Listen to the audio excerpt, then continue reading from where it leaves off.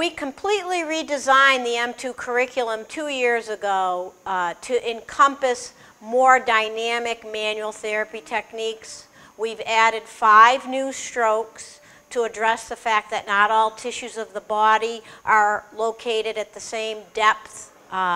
We've also taken into account some of the most recent evidence-based findings that tell us that our soft tissue techniques need to be more dynamic. They need to encompass weight bearing and load in order to be effective. So throughout the training, instead of doing static table work, we're in functional weight-bearing postures, at times using provocation, while we are simultaneously using all 13 of our Graston technique strokes.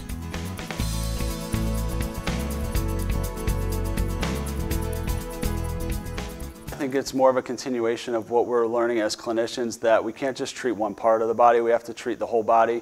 And I think M2 is really designed to meet that need as clinicians, that we're moving away from just treating the impairment to now treating the whole patient. And I think M2 is more geared towards that. So it's giving us an opportunity to take the GT technique, the GT skills from M1 and utilize them in a more functional manner.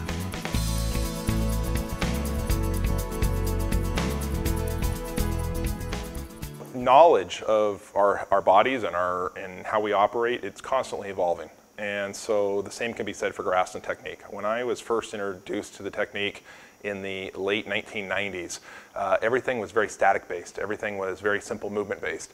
Over the last 15 years, we've just seen an evolution of that. And I think a lot of that comes from the advancements in our own knowledge base and our research.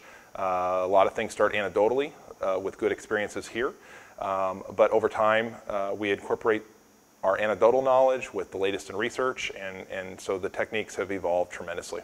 I think the biggest difference that we've seen recently is the concept of dynamic movement, adding movement, looking at tissue tension relationships. Are we treating tissues on a static basis, as we usually do in Module 1, or are we looking to change the load of that tissue in some fashion?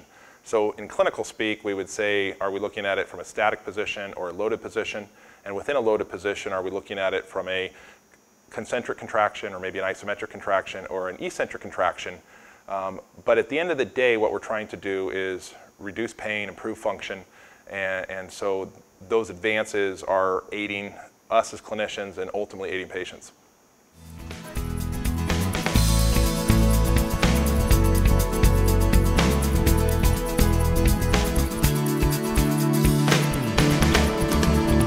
Yeah.